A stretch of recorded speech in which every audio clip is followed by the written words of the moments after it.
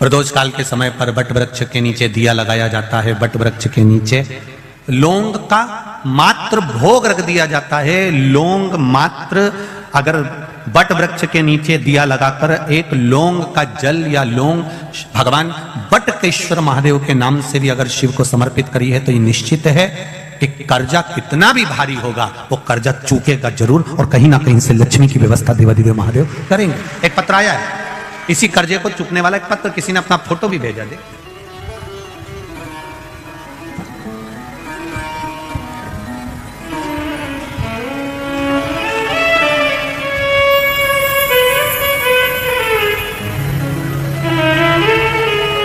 मेरा नाम राजाराम जाधव, पाटिल गांव, औरंगपुर, शिवपुर, शाहदा, जिला नंदुरबार, महाराष्ट्र से आया हूं। कहीं बैठे हो तो हाथ हिलाइएगा।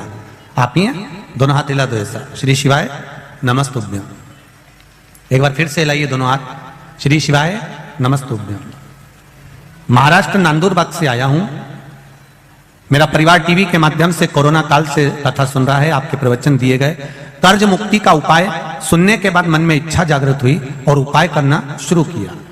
आपके कहने से बढ़ के पेड़ के जड़ में वटकेश्वर महादेव के नाम से आपने जो बताया था वैसा की वैसा ही पूजन करना प्रारंभ कर।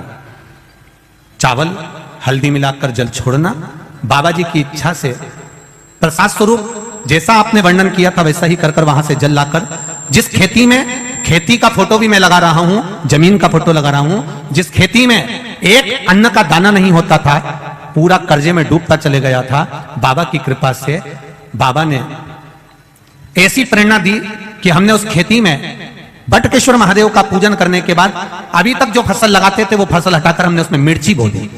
आप बार बार कथा में कहते हो काली मिर्ची काली मिर्ची, तो हमने मिर्ची लगा दी। हमने ये थोड़ी ना कहा था कि तुम मिर्ची लगाओ दादा, हमने मिर्ची बो दी। और बाबा की कृपा देखिए, वटकेश्वर महादेव का नाम लेकर गया था, इतना कर्जा था कि प्राण जाने की नौबत आ गई थी, पर वटकेश्वर महादेव की कृपा से मिर्ची लगाई और मिर्ची की जो फसल आई उसने मेरा पूरा कर्जा चुका दिया। देवादिदेव महादेव को नमन करने आया हूं। बाबा की कृपा से खेती तो इतनी है गुरुदेव कि बाबा ने खूब दी है, पर कर्जा भी अपार था जो बाबा ने मेरा चुका दिया। मैं बाबा को नंदुरबार महाराष्ट्र से आकर यहाँ प्रणाम करने आया हूँ। बैठिए। श्री शिवाय नमस्तुभ्यम। ये शिव है, ये शंकर, ये औघड़ी, ये दयालु। तेरी कृपा बिना ना हिले एक भी अणु, लेते हैं श्वास तेरी कृपा से। बखान क्या करूं मैं राखों के ढेर का, चपटी भभूत में खजाना का। आपसे भी कहना चाहूंगा, आप जिस भाव से, जिस हृदय से, जिस चित्त से इस पावन शिव महापुराण की कथा को सुन रहे हो, श्रवण कर रहे हो, इस ग्राउंड में बैठकर, इस सुंदर कथा स्थल पर बैठकर लाखों की संख्या में आकर आप इस कथा को श्रवण कर रहे हो, आस्था चैनल पर सुन रहे हो, फेसबुक ग्रुप पर सुन रहे हो, ये विश्वास रखना, दिल से सुन रहे हो तो मेरा बाबा देता भी दिल से ही है, खाली नहीं छोड़ता, वो देता है दिल से।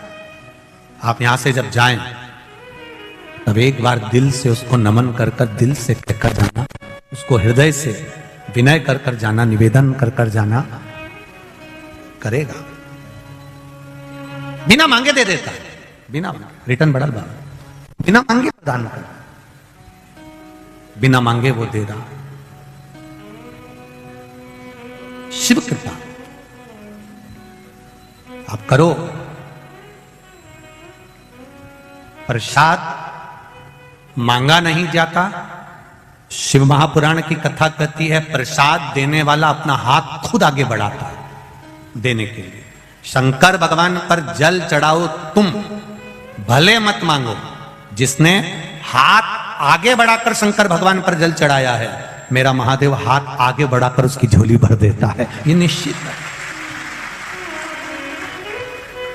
राम जी को, भगवान कृष्ण जी को, लड्डू गोपाल जी को, घर में जितने भी देवी देवता हैं उनका जब हम पूजन करते हैं, उनको स्नान कराते हैं, तो आपको हाथ लंबा करने की जरूरत नहीं पड़ती है। वहीं की वहीं आप भगवान को स्नान करा देते हैं, जल चढ़ा देते हैं। पर केवल एक देवाधिदेव महादेव ऐसे होते हैं जिनको जल चढ़ाने के लिए आपको अपना हाथ आगे बढ़ाना पड़ता है। हम जब अपना हाथ आगे बढ़ाते हैं देने के लिए, तो महादेव भी अपना हाथ बढ़ाते हैं सब कुछ लुटाने के लिए। आप उसके बल पर वो प्रदान करता, वो देता। महाराज सरस्वती जी ने मांगा मुझे कुछ वर दीजिए, दे दिया। अब आपसे निवेदन है कि आप बोलिए मैं क्या कर सकती हूं आपके लिए, क्या करूं मैं आपके लिए? बस इतना करिएगा, मेरे दरवाजे पर कोई आए, प्रसाद लेने वाला और देने वाला दोनों में अंतर होता है।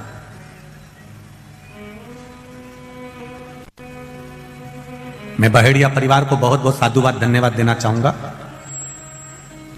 पुत्र काव्य की स्मृति में यह कथा चल रही है और आपका जो आत्मीय प्रेम यहां पर आए हुए भक्तों के प्रति, जो रात को 5-5, 10-10 हजार, 15-15 हजार लोग यहां ठहर रहे हैं, उनको सुबह चाय बिस्कुट, फिर भोजन, रात्रि को सब सोते हैं, तब सुंदर दूध उकलवाकर सबको गिलास भर भर कर दूध पिला देना, रात भर चाय चला देना। मैं बहेड़िया परिवार को धन्यवाद देता हूं, बहुत बहुत धन्यवाद। कथा तो बहुत देखी और बहुत करी, पर यजमान परिवार ने जो ये व्यवस्था दी है, यजमान परिवार ने जो ये व्यवस्था प्रदान करी है, ऐसी व्यवस्था कहीं नहीं देखी। एक देखी थी रायपुर छत्तीसगढ़ में, बसंत जी अग्रवाल ने कराई थी। एक खरगोन में, वो कौन परिवार था जिन्होंने खरगोन में कराई थी। समिति कराती है तो समिति अपने हिसाब से व्यवस्था करती है। एक अकेला जजमान जब कथा कराता और वो यजमान इतनी व्यवस्था देता है, तो बहुत भोलेनाथ जी से हम हर पल यही प्रार्थना करते हैं, बाबा इनको इतना देना कि दोनों हाथों से ऐसे ही लुटाते हैं, ऐसे ही कृपा कर। ये करुणा है भोलेनाथ जी की, ये दया है भोलेनाथ जी की, ये उदारता, ये करुणा है भोलेनाथ बाबा, ये दया। और फिर कहकर जा रहे हैं, इस व्यासपीठ से इतना जरूर कहूंगा, जहां जहां शिव पुराण कथा करी है, वहां वहां से लोगों ने डबल से फोन लगाया है कि एक बार शिव पुराण फिर दे दीजिए। मेरा बाबा शिव पुराण कराने के बाद इतनी कृपा कर देता है, इतनी दया कर देता है कि जितना लोग बाबा के लिए खर्च करते हैं उससे 1000 गुना बाबा फिर दे देता है। यह शिव कृपा, ये उदार, ये करुणा, बाबा फिर दे दे, ये उसकी उदारता है, ये उसकी करुणा। महाराज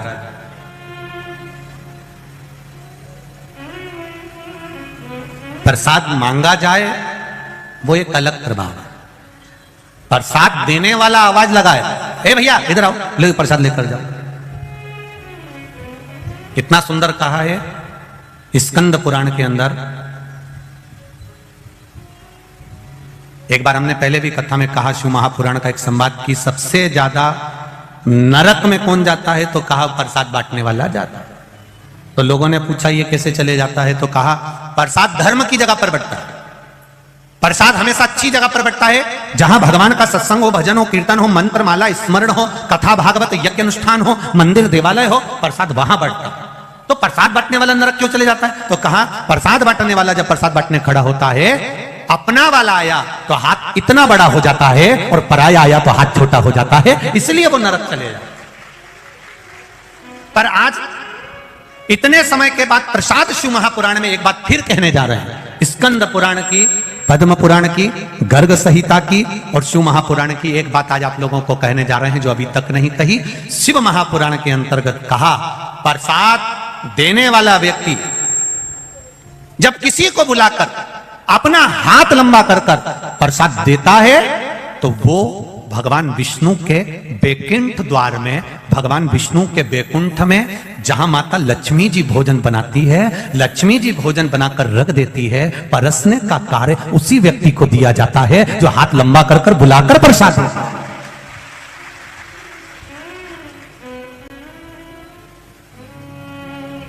और हमने देखा यहाँ बहेड़िया परिवार जो कथा करा रहा है, हमने छोटे छोटे वीडियोस आप लोगों के, हम लोग तो कभी रसोई घर जाते नहीं तो गए भी नहीं, तो हमने उसमें वीडियो में देखा कि कई माताएं बुला कर दे रही, भैया चाय लो, उधर से बिस्कुट लो, भैया आओ इधर आओ चाय लो, उधर बिस्कुट रखा है बिस्कुट लो, लो दूध प्रसाद लो भोजन प्रसाद लो, ये बुलाकर जो दे रहे हो। तो हम पूर्ण भरोसे से कर सकते हैं कि ये विश्वास है, आप ये जागरूकता है।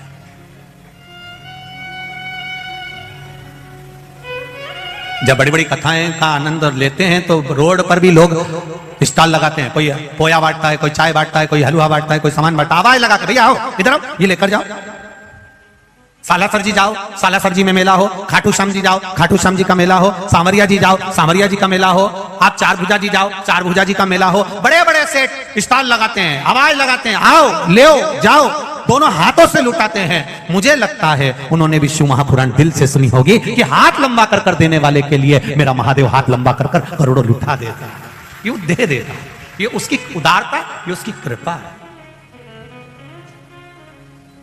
ये उसकी करुणा है।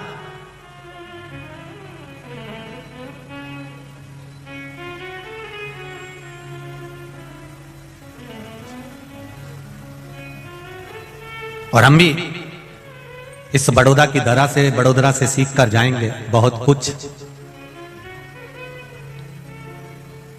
कि 16 फरवरी से 22 फरवरी तक जो सीहोर में रुद्राक्ष महोत्सव होने वाला है, रुद्राक्ष का वितरण और रुद्राक्ष महोत्सव का जो आनंद होने वाला है फरवरी में, हम भी प्रयास करेंगे कि जैसा बहेड़िया परिवार दोनों हाथों से दिल से, हम कहना चाहेंगे जहां जहां पर कथा करी है सबसे, कि दिल से आप भी आकर आनंद के साथ हाथ लंबा कर खूब लोगों को खिलाओ, चाय पिलाओ, चाहे पोहा खिलाओ, चाहे हलवा खिलाओ, दिल से लुटाइए आनंद के साथ, ये सीख कर जाए। और हम भी पूर्ण आनंद के साथ उस कथा का रस तत्व, पूर्व में अति भीड़ होने के कारण परंतु अब की बार व्यवस्थाएं भी उस हिसाब से करें जिससे आप लोगों को रुद्राक्ष अच्छे से प्राप्त हो जाए और उसका आनंद आपके जीवन में मिले। महाराज शिव कथा कह रही है,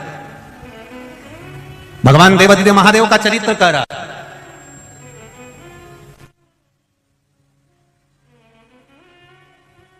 तारकासुर, बिना मांगे तारकासुर को सब मिल गया, देवताओं में हलचल मच गई, सारे देवताओं में हलचल मची तो देवताओं ने विचार करा कि क्या हुआ ये सब। तारकासुर का एक नियम था, बट वृक्ष के नीचे तारकासुर भजन करता है, आंवले के वृक्ष के नीचे तारकासुर भजन करता है, पीपल के वृक्ष के नीचे तारकासुर भजन करता है, शमी के वृक्ष के नीचे तारकासुर भजन करता है। ये हमारा सनातन धर्म कहता है। बट का बनाकर उस सामग्री को भगवान आंवले के वृक्ष के नीचे पूजन करने से लक्ष्मी और संपदा की वृद्धि होती है। जैसे शमी का पौधा, शमी का वृक्ष, शमी के वृक्ष के नीचे मात्र दूध और जल मिला हुआ जल, शमी के वृक्ष के नीचे मात्र ओघड़दानी, अब दूतेश्वर महादेव के नाम से केवल हफ्ते में एक बार भी अगर दूध और जल का मिश्रण शमी के पौधे के नीचे कर दिया जाता है तो कहते हैं शरीर में बड़ी से बड़ी अगर बीमारी है, कहीं कैंसर जैसा रोग है या किडनी लीवर जैसा रोग है, कोई भी तकलीफ, कोई गांठ अगर शरीर में हो गई है तो शमी के वृक्ष के नीचे दूध का जल थोड़ा सा हफ्ते में एक बार अवधूतेश्वर महादेव के नाम से समर्पित कर देने से रोग का निवारण होने लगता है, रोग थम जाता है और आगे नहीं बढ़ पाता और उसका इलाज चालू हो जाता है, सुख का अनुभव हो। बस एक बात का स्मरण रहे आप, आंवले के वृक्ष के नीचे अगर कोई भोग लगाया गया है पा सकते हैं, पीपल के वृक्ष के नीचे कोई भोग लगाया है पा सकते हैं, बट वृक्ष के नीचे कोई भोग लगाया गया है पा सकते हैं। जिस वृक्ष के नीचे भोग लगाओगे पालोगे, पर शमी वृक्ष के नीचे का जो भोग लगाया गया है वो नहीं पाया जाता। शमी वृक्ष का जो प्रसाद है वो आपको वहीं छोड़ना पड़ता है, शमी वृक्ष का प्रसाद वहीं छोड़। शिव कथा कह रही है, तारकासुर ने तारकासुर खूब उपद्रव। अब सारे देवताओं के पास सूचना मिल गई, जाओ 33 कोटि देवी देवताओं ने जाकर तारकासुर से बात करी है।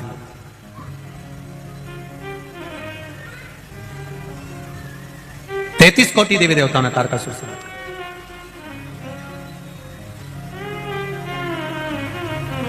कहा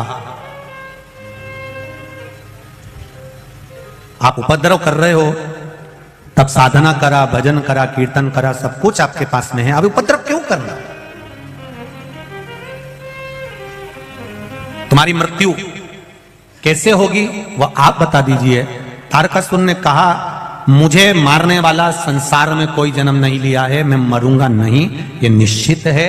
भगवान नारायण ने पूछा कोई तो कारण होगा जिससे आपके प्राण छूटेंगे। दुनिया में पहला तारकासुर ऐसा था जिसने अपने मृत्यु होने का भी साधन बता दिया था। रावण ने यह कभी नहीं कहा था कि मेरे को मारने का साधन यह है कि मेरी नाभि में अमृत है। कंस ने नहीं बताया था कि मैं ऐसे मरूंगा, रावण ने नहीं बताया था कि मैं ऐसे मरूंगा, हिरण्यकशिपु ने नहीं बताया था कि मैं ऐसे मरूंगा, हिरण्याक्ष आदि कादिक जितने भी असुर हुए इन्होंने कभी नहीं बताया कि मैं ऐसा मरूंगा। केवल शंकर भगवान का एक भक्त तारकासुर ऐसा था जो भगवान नारायण से कह रहे हैं कि मेरे मरने का साधन एक है, मैं मरूंगा तो शंकर भगवान के पुत्र के द्वारा मरूंगा। अब आप शिव जी का ब्याह करा दो और मेरा वध करा। अब दुनिया का सबसे कठिन काम है शंकर जी की शादी कराना।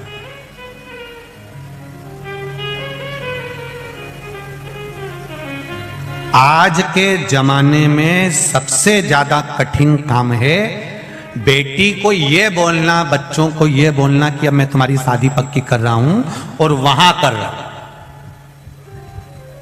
इतने में बेटा बेटी का मुंह भगोना हो जाता है। पापा हमसे तो पूछते, मम्मी पापा हमसे तो कुछ पूछते ही नहीं है, उन्होंने मन से मेरा ब्याह पक्का कर दिया, मुझसे पूछना तो था।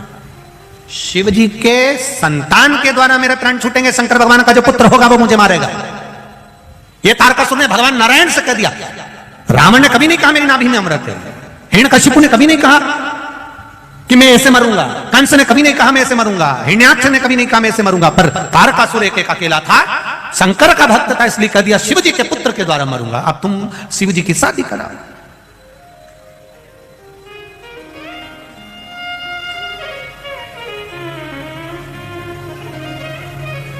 तारकासुर से हमारे लोगों ने सीखा, ये सीखा है हमारे लोगों ने, ऐसा नहीं बेटी का ब्याह करना है, बेटे का ब्याह करना, करूंगा पर थोड़ा सा पहले मकान बना लूं, थोड़ा सा मकान का ये काम करवा लूं, इसके बाद बेटी ब्याह का। मतलब तारकासुर का संबोधन ध्यान में है, मरूंगा पर शंकर भगवान के पुत्र के द्वारा मरूंगा। भगवान शिव का पुत्र। अब शंकर जी तो समाधि में लीन थे, कौन मारे इनको? पहले समाधि तोड़ो। अब समाधि को तोड़ने के लिए सारे प्रयास कर लिए, तब आज ही का दिन मार्गशीर्ष शुक्ल पक्ष की त्रयोदशी कामदेव को बुलाया गया। जाओ कामदेव, जाकर समाधि तोड़ो। कामदेव ने तीक्ष्ण तीक्ष्ण बाण चलाए, खूब चलाए, पर शिव जी की समाधि नहीं टूटी। तब समाधि में बैठे हुए देवाधिदेव महादेव को माता सती ने स्मरण कराया, ये मेरी बहन का पति है, मैं दक्ष प्रजापति की बेटी सती और मेरी बहन है रति, ये रति का पुत्र है, रति का पति है कामदेव। आप मेरे लिए कुछ नहीं करे, कम से कम इनके लिए थोड़ा सा आप नेत्र खोल लीजिए। देवाधिदेव महादेव रिश्तेदारी निभाना जानते थे। दुनिया में खोल, जो बाण छोड़ा, शंकर जी का तीसरा नेत्र खुला। खुलते से आम के पल्लव में, आम के वृक्ष के ऊपर, आम के पल्लव पर कामदेव छुप कर बैठे थे।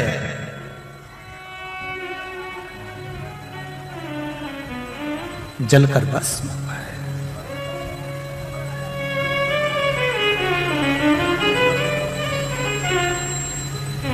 कामदेव ने आम के पल्लव को पकड़ कर रखा था, आम के वृक्ष को, आम के पल्लव को पकड़ कर रखा है कामदेव ने।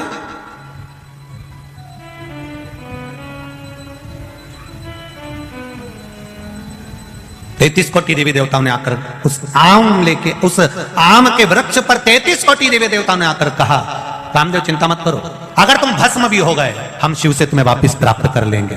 कामदेव प्रसन्न हो गया, बड़ी कृपा करी, इस आम के पल्लव के ऊपर आपका मुझे दर्शन हुआ। आज भी सनातन हिंदू धर्म के अंदर घर में कोई भी शुभ कार्य होता है तो दरवाजे पर आम की बंदरवाल बांधी जाती है, क्योंकि वो आम की बंदरवाल नहीं होती। 33 कोटि देवी देवता चौखट पर आकर बैठ जाते हैं, और हम जब उस चौखट के अंदर प्रवेश करते हैं या बाहर निकलते हैं तो 33 कोटि देवी देवता हमको आशीर्वाद देते रहते हैं। ये आम के पत्ते की बंदरवाल है। अब इधर गुजरात में बनती कि नहीं बनती हमको नहीं मालूम, बनती है क्या? बनते हैं यहाँ पर। आज भी घर में शुभ कार्य होगा, आम के पत्ते लगाए जाएंगे, आम के पत्ते की बंदरवाल बांधी जाएगी। विवाह होगा, आम के पत्ते की बंदरवाल। आम के पल्लव में कामदेव छुप कर बैठे थे, और आम के वृक्ष के ऊपर 33 कोटि देवी देवताओं ने आकर कामदेव को दर्शन दिया था, इसलिए आम के पत्ते की बंदरवाल बांधी जाती है। कई लोग कहते हैं आम तो खट्टा होता है, आम तो खटास होती है, फिर इसके पत्ते क्यों लगाए जाते हैं? क्योंकि 33 कोटि देवी देवताओं ने आकर यहां दर्शन दिया। आम के पल्लव के ऊपर, आम के वृक्ष के ऊपर देवता पधार कर दर्शन दिए था।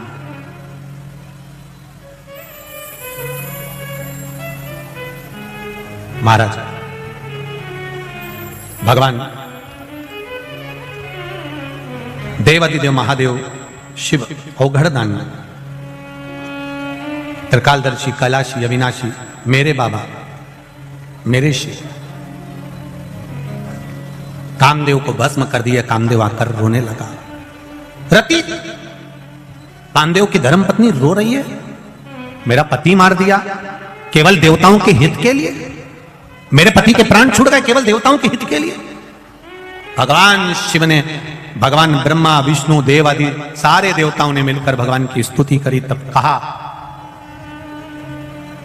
तुम्हारा पति तुमको मिलेगा जब भगवान कृष्ण पृथ्वी पर आएंगे, द्वापर में कृष्ण आएंगे, तब उनके उस पुत्र के रूप में तुम्हारा पति वापिस तुम्हें मिल जाएगा। तब तक इनका शरीर दिखेगा नहीं, पर ये रहेंगे, इनको अनंग कहा जाए। आज वही कौन सी त्रयोदशी है? जम के बोलो जरा, अनंग त्रयोदशी। रति की आंख में आंसू भरा था, मेरा पति चले गया, मैं उनके बिना कैसे रह सकती, मैं भी अपना प्राण त्याग दूंगी। शिव जी ने मना करा, नहीं रति, तुम प्राणों को नहीं त्यागोगे। तुम्हारी तप साधना के बल पर, तुम्हारी तप साधना के प्रभाव से तुम्हारा पति तुम्हें वापस मिलेगा। और कृष्ण अवतार की कथा कहती है, ले जाकर समुद्र में डाल दिया था प्रद्युम्न को, तब उस जगह पर फिर रति महामाया बनकर उसको अपना बल से फिर जीवित करती है, प्राप्त करती है। ये तप साधना है पत्नी की।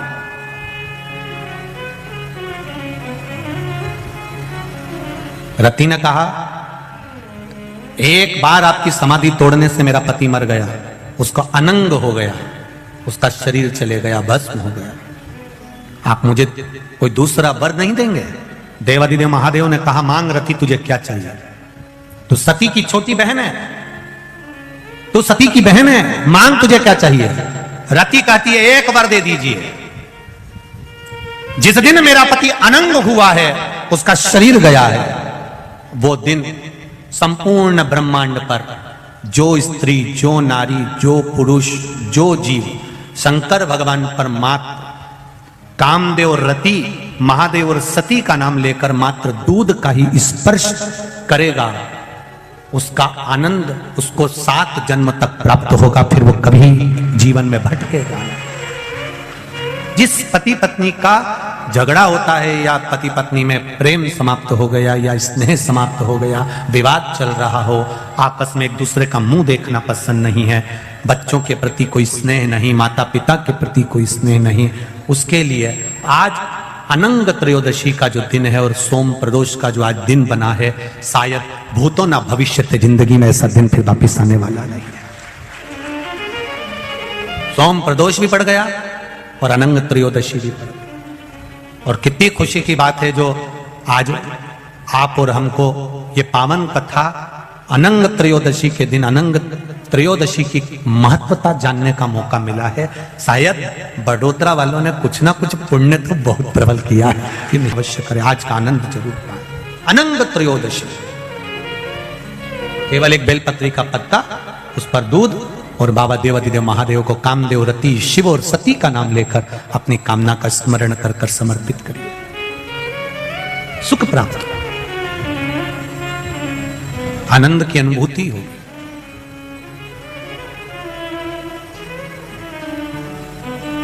एक आनंद, एक सुख उसके जीवन में प्राप्त हो जाता है। शिव कथा कर रहे हैं, भगवान शंकर का चरित्र कर रहा है।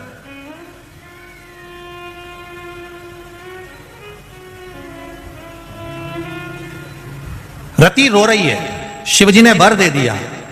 अब रति अपनी चित्त वृत्ति को धारण करती है और पति के लिए बहुत इंतजार करती है, बहुत। कहां सतयुग, कहां त्रेता, कहां द्वापर, भ्रमण करती करती करती समय निकाल देती। समय आया, शिव महापुराण की कथा कहती है, सती मैया जो जलकर भस्म हुई थी वो हिमालय राज के घर में मैनावती के गर्भ से पार्वती के रूप में प्रकट हो गई। मैना, धन्या और कला, ये 3 पितरों की लड़कियां हैं, पितरों की बेटियां हैं, पितृलोक में रहती हैं। दुनिया का सबसे सुंदर लोक है पितृलोक। दुनिया का सर्वश्रेष्ठ लोक पितृलोक, जहां से पितर किसी दूसरी जगह जाना नहीं चाहते। कई लोग कहते हैं हमारे पितरों के लिए मुक्ति के लिए हमने ये करा, पितरों के मोक्ष के लिए ये करा, पितरों के मोक्ष के लिए ये करा। पर कोई पितरों से पूछे संसार में भटक रहे हैं तो उनकी मुक्ति का केंद्र कारण करिए, आप उपाय करिए। पर पितर अगर पितृलोक में विराजमान है तो उनकी मुक्ति का कोई यत्न मत करिए। क्यों? क्योंकि पितृलोक में पितृ सबसे ज्यादा प्रसन्न रहते हैं। उनसे पूछा जाए तुम्हारी प्रसन्नता का कारण क्या है, तो पितृलोक के पितृ कहते हैं जितनी देर संसार के मनुष्य शिव महापुराण की कथा में बैठते हैं, भले टीवी के सामने सुने, मोबाइल पर सुने, चाहे कथा पंडाल में बैठकर शिव महापुराण की कथा सुने, जितनी देर आप जमीन पर बैठकर आसन लगाकर कथा को श्रवण करते हो, उतनी देर तक भगवान विष्णु अपने घर के पितरों के कंधे पर हाथ रखकर पूरी शिव महापुराण की कथा को सुनते हैं। उतनी देर महादेव की कथा का रस तत्व भगवान नारायण उतनी देर तक हमारे पितरों के कंधे पर हाथ रखते हैं और हाथ रखकर कंधा ठोक ठोक कर कहते, देख तेरे घर के बच्चे सत्कर्म कर रहे हैं, तेरे घर के बच्चे कथा सुन रहे हैं, तेरे घर के बच्चे ने पुण्य कमाया, तेरे घर के बच्चे ने श्री शिवाय नमस्तुभ्यम गाया, तेरे घर के बच्चे ने शिव तत्व को जाना है, तेरे घर के बच्चे ने पुण्य। भगवान नारायण कंधा ठोक ठोक कर आशीर्वाद देते हैं, ये तेरे घर के बच्चे हैं, ये तेरे घर की बहू है, ये तेरे घर के बेटे हैं। कितने सालों के बाद गुजरात को 2 कथा मिली है, एक ये, एक पावागढ़ के पास में। कितना सालों निकल जाते हैं तब जाकर कहीं शिव महापुराण की कथा, और ये कथा पूरी होगी। और ये कथा पूर्ण होने की 9 तारीख को पूरी हो जाएगी। 12 तारीख को बैतूल, मध्य प्रदेश के बैतूल में शिव महापुराण की कथा प्रारंभ हो जाएगी। जो बैतूल के पास में ताप्ती, सूर्य नारायण भगवान की बेटी ताप्ती नदी जो बहती है, यमुना जी की बहन जो बहती है, उस यमुना जी की बहन ताप्ती के नाम से मां ताप्ती शिव महापुराण की कथा श्रवण करने का सौभाग्य बैतूल वालों को मिलेगा। दोपहर में 1 बजे से 4 बजे। बैतूल वालों करो तैयारी, आ रहा है कुबेर भंडारी, आनंद से श्रवण करें। और मैं तो कहूंगा अमरावती साइड में अभी कथा नहीं है, अमरावती परतवाड़ा ये पूरा क्षेत्र, नागपुर साइड में भी अभी 1 साल 1.5 साल 2 साल कथा नहीं। आपको मौका मिल रहा है बैतूल की कथा श्रवण करने का, दिल से सुनो। 1 बजे से 4 बजे तक मां ताप्ती शिव पुराण का आनंद लो। तुम्हारी चित्तवृत्ति में आना चाहिए, गंगा जी में अस्थि विसर्जन होती है, वो अस्थि कई दिनों तक रहती है। यमुना जी में अस्थि जावे तो कई दिनों तक रहती है, गोदावरी में जावे अस्थि बहुत दिनों तक रहती है, कावेरी में सरस्वती में अस्थि डाली जाए, मंदाकिनी में डाली जाए तो बहुत दिनों तक रहती है। केवल मां ताप्ती यमुना जी की बहन एक अकेली ऐसी है जिसमें अस्थि डालते से ही दूसरे दिन भस्म हो जाती है। ऐसा क्या है मां ताप्ती में, उसको जानो तो सही। जिस हड्डी को, जिस अस्थि को कोई गला नहीं सकता, वो दूसरे दिन अस्थि गल जाए, भस्म हो जाए। ताप्ती नदी का जल में ऐसा क्या भाव है? ऐसा यमुना और ताप्ती में ऐसा क्या झगड़ा हो गया कि यमुना जी ने ताप्ती को कुछ कर दिया और ताप्ती ने यमुना को कुछ कर दिया? ऐसा कौन सा झगड़ा ताप्ती और यमुना का हो गया कि यमराज यमुना के दरवाजे पर जाते हैं और ताप्ती के यहां नहीं पहुंच पाते, और शनि ताप्ती के द्वार पर पहुंच जाता है? हमें वो प्रसंग को जानना है, मां ताप्ती के उस प्रसंग को जानना है, उसको पहचानना है हमें, मां ताप्ती के उस संवादों को।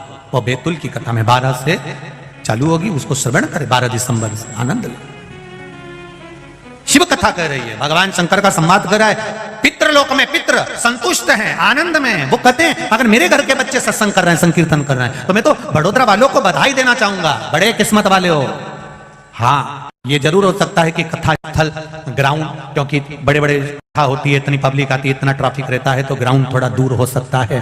पर जितने कदम चलकर आप इस शिव महापुराण की कथा तक आए हो, बड़ोदरा वालों, तुम्हारी झोली भी भाव उतनी ही जोरदार भरने लगा है, ये निश्चित है। फिर गुजरात वालों ने ये 6 कहां से निकाला?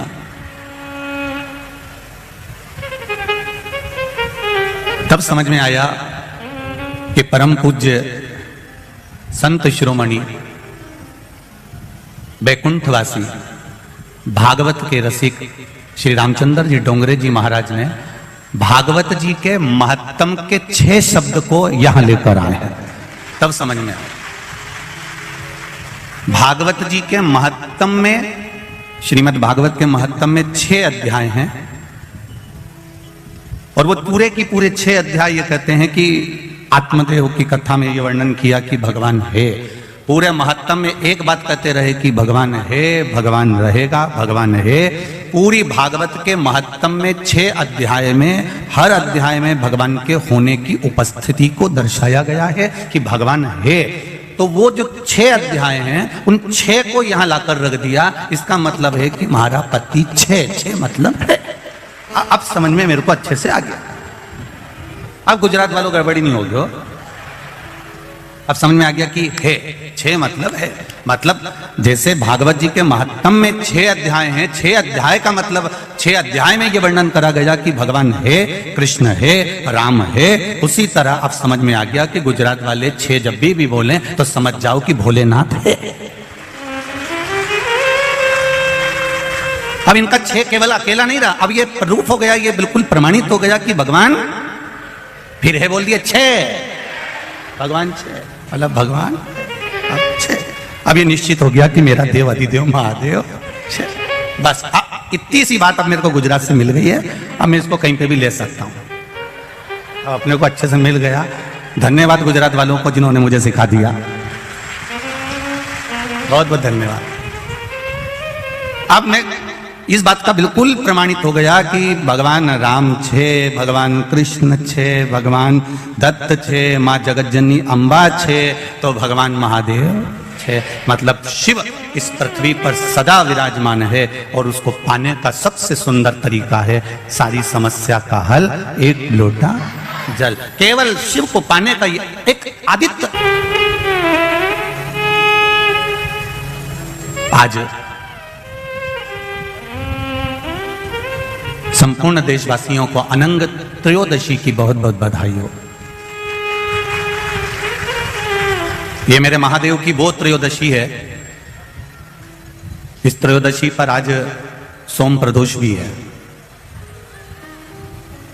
इस त्रयोदशी का मतलब अगर संसार के लोगों को मालूम पड़ जाए, ये केवल साल भर में एक बार आती है महाराज। वर्ष में केवल एक बार मार्गशीर्ष मास के शुक्ल पक्ष की जो त्रयोदशी होती है, इसको अनंग त्रयोदशी कहते हैं। इस त्रयोदशी का महत्व, जिसके परिवार में पति पत्नी का झगड़ा होता हो, जहां अदालत तक बात पहुंच गई हो, या बेटियां मायके रह रही हो, पति कहीं दूसरी जगह रह रहा हो, या किसी पति का या पत्नी का स्मरण कहीं दूसरी जगह हो, इस अनंग त्रयोदशी का मात्र स्मरण, इस अनंग त्रयोदशी का मात्र पूजन, पूरे साल भर में आप शंकर भगवान की आराधना करते हो, पर इस अनंग त्रयोदशी की आराधना का फल ही दूसरा है, इसका महत्व ही दूसरा है।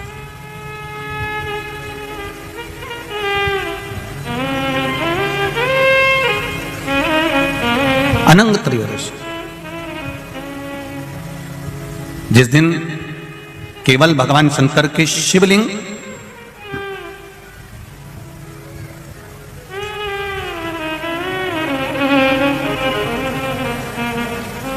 जैसे ये जलाधारी है माता पार्वती जी का हस्तकमल, ये शिवलिंग रखा हुआ है। ये जलाधारी में से पानी बहने का स्थान, बीच में मोटी सी लाइन जहां अशोक सुंदरी विराज रही है, राइट में गणेश जी, लेफ्ट में कार्तिकेय जी, और गोल जो भाग है वो माता जी का हस्तकमल है। और ये जो शिवलिंग रखा हुआ है ये शिव का स्वरूप है।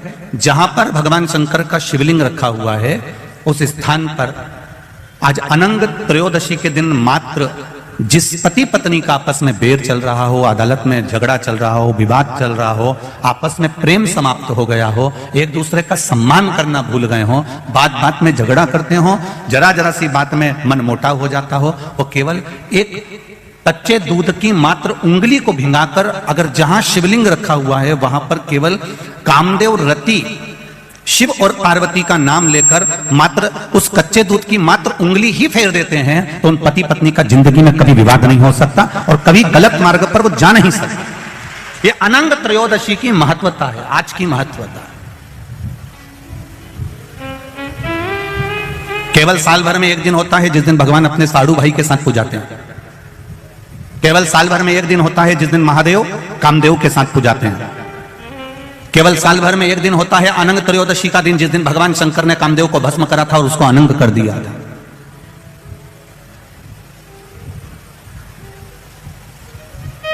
और आज पूरे राष्ट्रवासियों को तो बड़ा प्रसन्नता का विषय है कि आपको अनंग त्रयोदशी के साथ में आज सोम प्रदोष का भी आनंद प्राप्त हुआ है।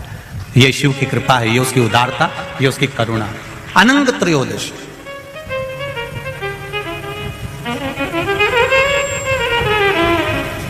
अनंग त्रयोदशी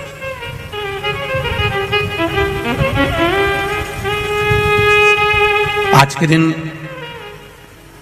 जो 35 साल के हो गए, 30 साल से ऊपर के हो गए, 42 साल के हो गए और जिनका विवाह नहीं हुआ है वो बेलपत्री की मध्य पत्ती पर केवल कच्चा दूध लगाकर ही भगवान शंकर को समर्पित कर देते हैं तो अगली जो अनंग त्रयोदशी आती है उससे पहले उसका मंगल विवाह हो जाता है। इतना महत्व है अनंग त्रयोदशी।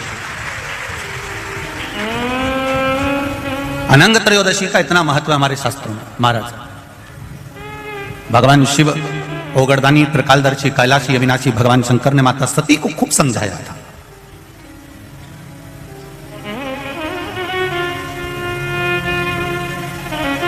और बारंबार माता सती को समझाया गया कि आप मत जाओ अपने पिता के घर में, पर सती माता नहीं मानी थी और पिता के घर चली गई थी। आखिरी में वो भस्म हो गई थी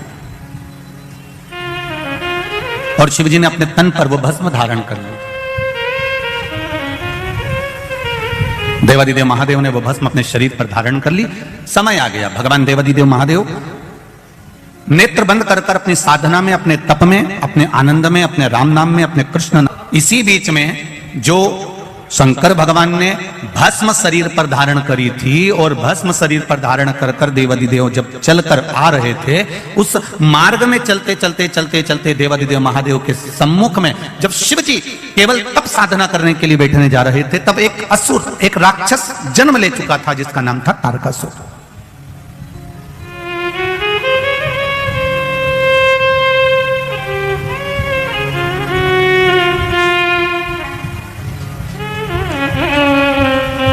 तारकासुर का जन्म हो चुका था।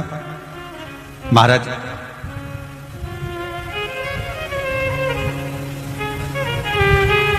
देवताओं से ज्यादा सिद्धि दानवों में होती है। देवताओं से ज्यादा सिद्धि, देवताओं से ज्यादा विद्या, देवताओं से ज्यादा तंत्र विद्या, मंत्र विद्या, साधना विद्या, सिद्धियां देवता से ज्यादा दानवों के पास होती है, राक्षसों के पास होती है।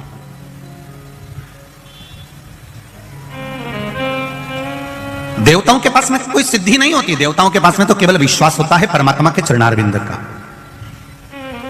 एक दूसरे के प्रति देवताओं के मन में भरोसा होता है। इंद्रदेव को भरोसा है भगवान नारायण पर, नारायण का भरोसा है भगवान शिव पर, ब्रह्मा जी का भरोसा है नारायण पर, वायुदेव, पवन देव, ये जितने भी देवता हुए हैं, गरुण वरुण, जितने भी देवता होते हैं, इनका विश्वास जागृत होता है। देवताओं से ज्यादा सिद्धि दानवों के पास में होती है। उसके बाद भी तुम पूरे पुराणों को उठाकर देख लीजिए, सारे संसार को उठाकर देख लीजिए और जगह जगह जाकर देख लीजिए कि इतनी सिद्धि दानवों के पास में है, इतने मंत्र तंत्र दानवों के पास में है, इतनी सिद्धियां दानवों के पास में है, उसके बाद भी किसी जगह पर दानवों की पूजन नहीं होती है। होती है तो केवल देवताओं की पूजन होती है, केवल देवताओं की पूजन होती है। क्योंकि शिव पुराण कहती है कि तंत्र मंत्र साधना, ये सिद्धियां, ये सारी जो सिद्धियां है ये कुछ दिन की रहती है।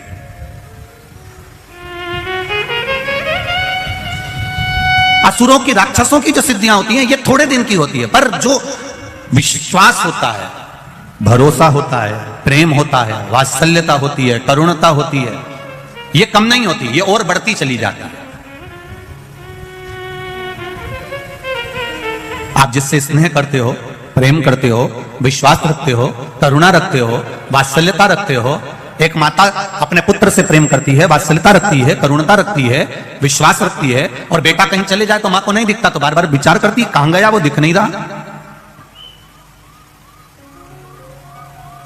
वो दिख नहीं रहा।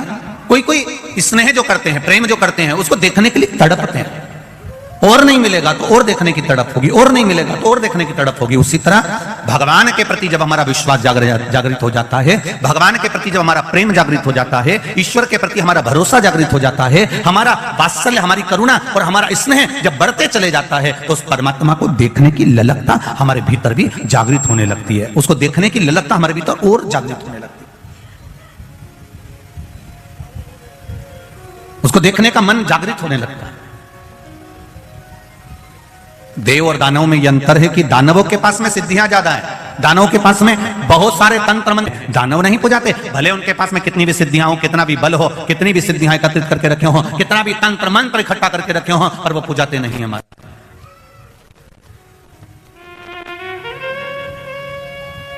तारकासुर केवल असुरों में एक ऐसा था, तारकासुर ने यह विचार कर लिया कि मेरे पास में सिद्धियों की कमी नहीं है, मेरे पास में मंत्र तंत्र की कमी नहीं है, मेरे पास में बहुत सिद्धियां हैं, बहुत मंत्र तंत्र हैं, पर यह सिद्धियां मेरे किसी काम की नहीं है। तारकासुर ने विचार कर लिया कि मुझे तो भगवान शंकर का भजन करना है, मुझे शिव भक्ति को धारण करना है, और कुछ भी नहीं चाहिए।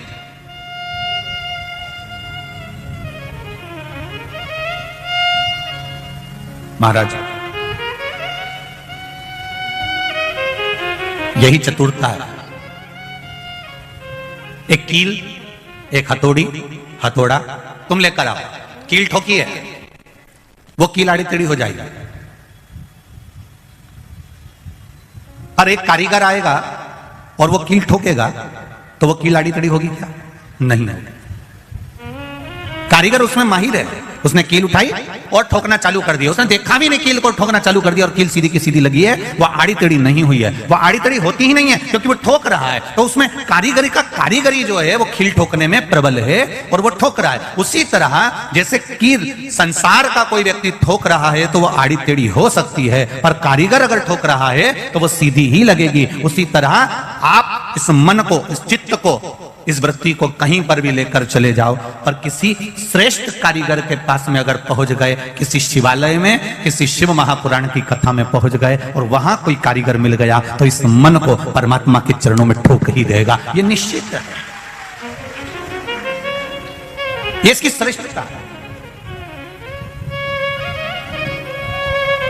मैंने तेरे ही भरोसे ओ बाबा, तेरे ही भरोसे हवा बिच उड़ती जावांगी, बाबा डोर हथो छड़ी ना मैं कटी जावांगी, भोले मैं तेरी पदम, शंभो मैं तेरी पदम, हवा बिच उड़ती जावांगी, बाबा डोर हथो छड़ी ना मैं कटी जावांगी, भोले मैं तेरी पदम, शंभो मैं तेरी पदम। अच्छा कारीगर मिल गया तो वो ठोकेगा,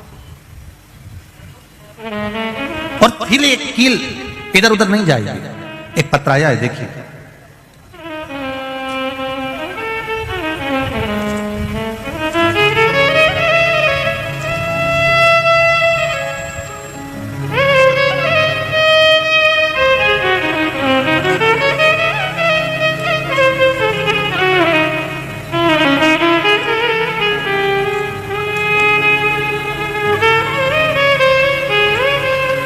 मेरा नाम भावना राजेश पोपट है, मैं मुंबई पालघर से आई हूं।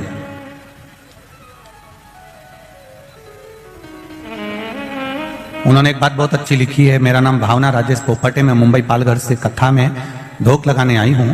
मुझे हिंदी ठीक से लिखना बोलना नहीं आती है, तो क्षमा करना कहीं गलती हो तो। बेन श्री शिवाय नमस्ते बेन, जहां भी बैठी हैं, अगर कहीं बैठी हो तो दोनों हाथ हिला दीजिएगा। आपके जहां कहीं भी बैठे हो दोनों हाथ हिला दीजिएगा। कहीं बैठी हो तो जरूर हाथ हिलाइएगा। मैं बाबा क्या बखान करूं महादेव की कृपा का। मेरी बेटी जो प्रदेश में कनाडा में रहती है, उसे लेफ्ट साइड चेस्ट में गांठ हो गई थी, जिसे उसे बहुत तकलीफ होने लगी थी। वह अपना हाथ भी ऊपर नीचे नहीं कर पाती थी। तब उसने वहां डॉक्टर को बताया कनाडा में, तो डॉक्टर ने तुरंत ही उसकी जांच करी और जांच करने के बाद कहा तुम्हारे एक गांठ नहीं है, यहां 3-4 गांठ हो गई है। अब वह ज्यादा गंभीर हो गई थी, डॉक्टर ने उसे ऑपरेशन का कह दिया था। तब बेटी ने मुझे यह बात बताई तो मैंने कहा सब तुम शिवजी पर छोड़ दो, दवाई ले, साथ में शंकर भगवान पर 1 लोटा जल चढ़ाना प्रारंभ करो।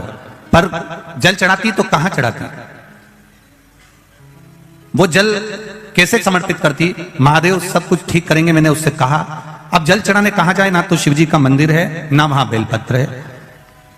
प्रदेश में कहां से जल चढ़ाने मंदिर को जाए। तब मैंने कहा तेरे पास में शंकर भगवान का शिवलिंग या मूर्ति हो तो उस पर जल चढ़ाना प्रारंभ कर दे, उस पर जल चढ़ाओ और वही पानी तुम पीना प्रारंभ करो। श्री शिवाय नमस्तुभ्यम का जाप करना प्रारंभ करो। जो डॉक्टर ने दवाई दी है उसको खाना प्रारंभ करो। तब बाबा एक चमत्कार हो गया बाबा की कृपा से। मैं क्या वर्णन करूं भोलेनाथ जी का। जो गठान थी उसकी दूसरी बार जब जांच कराने के लिए गई तो डॉक्टर भी आश्चर्य में हैरान हो गया कनाडा का कि ये गठान गल चुकी थी, जो शरीर में 3-4 गठान हो चुकी थी। ये शिव कृपा, तेरी कृपा बिना न हिले एक भी अणु, लेते हैं श्वास तेरी कृपा से तनु। एक पत्रों बड़ा सुंदर। पहले तो बच्चे का फोटो देख लो आप। जितने लोग भी आस्था चैनल पर कथा देख रहे हैं, पहले इस बच्चे का फोटो देखें।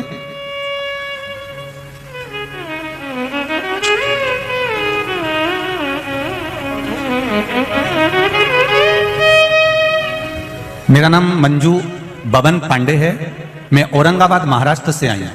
कहीं बैठी हो तो हाथ हिलाइएगा,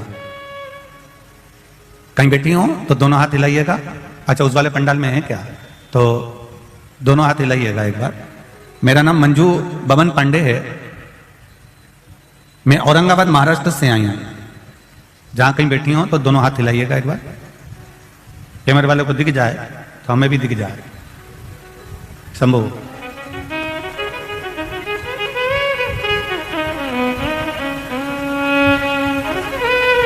एक लोटा जल टीवी के सामने सुनी हुई कथा का क्या वर्णन करूं गुरुजी। मेरी 5 बेटियां हैं गुरुजी।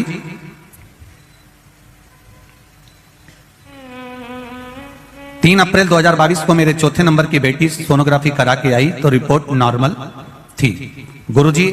11 अप्रैल 2022 को उसको दिक्कत शुरू हो गई और डॉक्टर ने उसकी डिलीवरी डेट 14 अप्रैल दी, लेकिन उसको दिक्कत 11 को शुरू हो गई और अपने यहां रामनवमी के यज्ञ में बैठी थी। 4 बजे हम उसे लेकर हॉस्पिटल लेकर गए, उसका ऑपरेशन शुरू किया। लेकिन गुरुजी जब उसके बच्चे को निकाला गया तब बच्चा रोया नहीं, उसके श्वास में तकलीफ हो गई और उसमें कुछ भी ऐसा नहीं था कि वो हिल रहा था। डॉक्टर ने फेफड़ों में दिक्कत बता दी, ऐसा कहा इसको तुरंत दूसरे हॉस्पिटल में ले जाओ। हम एक हॉस्पिटल छोड़कर दूसरे हॉस्पिटल में 6:30 से लेकर 7:30 तक हॉस्पिटल घूमते रहे, पर कोई झेलने को तैयार नहीं था, क्योंकि बच्चा रोया भी नहीं था, श्वास भी नहीं थी। हर तरह से हम परेशान हो गए। तब श्री शिवाय नमस्तुभ्यम का जाप करना प्रारंभ करा। मैंने अपने तीसरे नंबर की बेटी से कहा कि तुम जाओ और शिवजी पर 1 लोटा जल चढ़ाओ और वो जल लाकर तुरंत दो। बेटी ने जल लाकर शंकर भगवान का चढ़ाया हुआ जल लाकर दिया और बाबा की कृपा से, शिव की कृपा से वो जल हाथ में लेकर जब फेरा गया, बाबा की कृपा से बच्चे ने 11:30 पर रोना प्रारंभ करा और बाबा की करुणा ऐसी हुई कि वो बच्चा अब स्वस्थ है। उसका फोटो भी लगाया है गुरुजी, और जिस समय वो हालत गंभीर थी, उस समय भी लगाया है। उसकी सारी रिपोर्ट लगा रही हूं उस बच्चे की कि उसके फेफड़े आदि कुछ भी काम नहीं करते थे, यहां तक उसके एक्सरे आदि सब लगाए गए हैं, पूरी रिपोर्टें लगाई गई है। गुरुदेव, ये शिव शंकर का भरोसा और विश्वास है जो आज मेरी गोद में मेरा बाबा का प्रसाद है। ये शिव कृपा। हर हर शिव भक्ति में भगवान शंकर की अविरल भक्ति का जो सुख है, भगवान शिव की अविरल भक्ति का जो आनंद है, वो आनंद कोई साधारण नहीं। बैठिए बहन, जहां कहीं भी आप बैठ जाइए। श्री शिवाय नमस्ते। ये आनंद भक्ति का एक सुख है, विश्वास, भरोसा, दृढ़ता। फिर निवेदन करूंगा, देवों से ज्यादा बल दानवों में है, देवों से ज्यादा सिद्धियां दानवों के पास में है, देवों से ज्यादा तंत्र मंत्र साधना दानवों के पास में है। उसके बाद भी पूरे संसार में, पूरे विश्व में कहीं दानव की पूजन नहीं होती। क्यों? क्योंकि हमारी भारत भूमि जो है वो विश्वास, श्रद्धा और भरोसे के साथ जीती है। हम जितना प्रेम, वात्सल्य, करुणता परमात्मा के चरणों में रखते हैं, उतना सुख हमारे जीवन में हम प्राप्त कर लेते हैं, उतना सुख हम प्राप्त करें।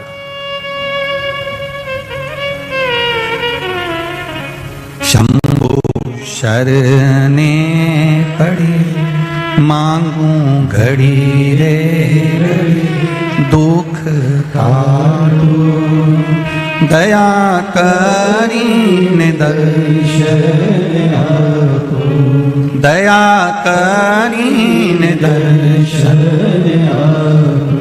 परमात्मा की अविरल भक्ति को प्राप्त करने का सुख है श्री महापुराण की कथा। चाबी भूल जाओगे यहां पर तो घर से वापस आना पड़ेगा।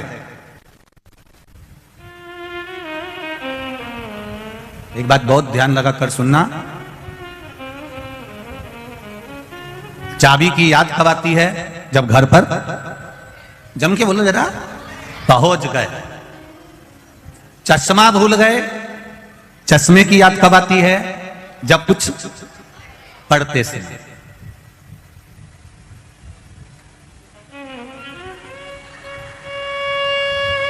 ये बत्ती सी तुमने नई नई बनवाई और डब्बी में रख ली, कथा में आ गए, सोचा प्रसाद मिलेगा तो खाऊंगी, और वो बत्ती सी तुम्हारी कहीं फ्रिज में भूल गए या कहीं रह गई। अब कुछ खाने का समय आया तो याद आई कि नहीं आई? मेरी बत्ती सी कहां? घर जाकर चाबी की याद आती है, पढ़ते समय चश्मे की याद आती है, खाते समय बत्ती सी की याद आती है, और मरते समय शिव की याद आती है। अंतिम बिंदु होता है जब एक्सीडेंट हो गया, ऑपरेशन की समय आ गया, बीपी शुगर गड़बड़ हो गए, कुछ काम बिगड़ गया, तब पंडित जी को फोन लगाया, महाराज जी महामृत्युंजय का जाप बिठा दो, मेरी बहू की तबीयत ठीक नहीं है। पंडित जी मेरे बेटे का एक्सीडेंट हो गया, महामृत्युंजय का जाप बिठा दो। पंडित जी ऐसा हो गया, महामृत्युंजय का जाप बिठा दो। अब कोई भी ये नहीं कह रहा कि कनक धारा का पाठ बिठा दो, श्री सूक्त या पुरुष सूक्त का पाठ बिठा दो।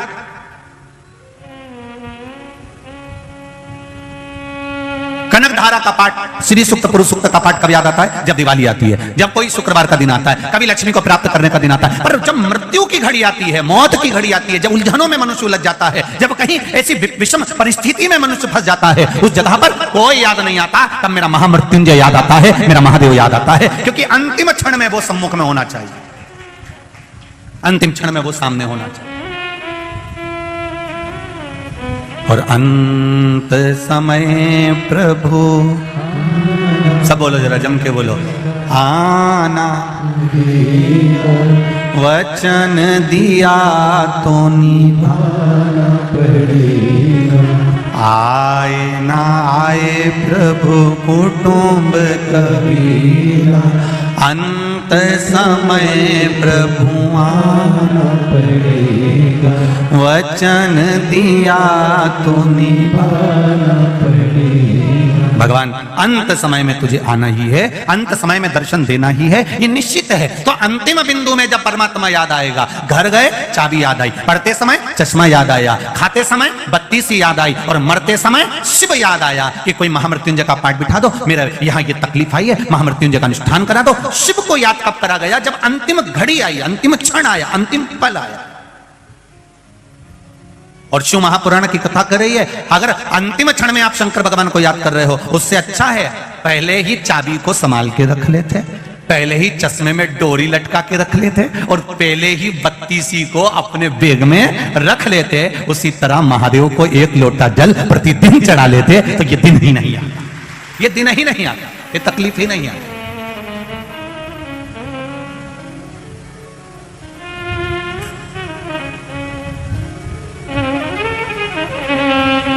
तारकासुर प्रकट हो गया। तारकासुर को लगा, तारकासुर को यह ज्ञात हुआ कि मुझ में बल बहुत है, मैं सब कुछ कर सकता हूं, मेरी सामर्थ्यता बहुत कुछ करने की।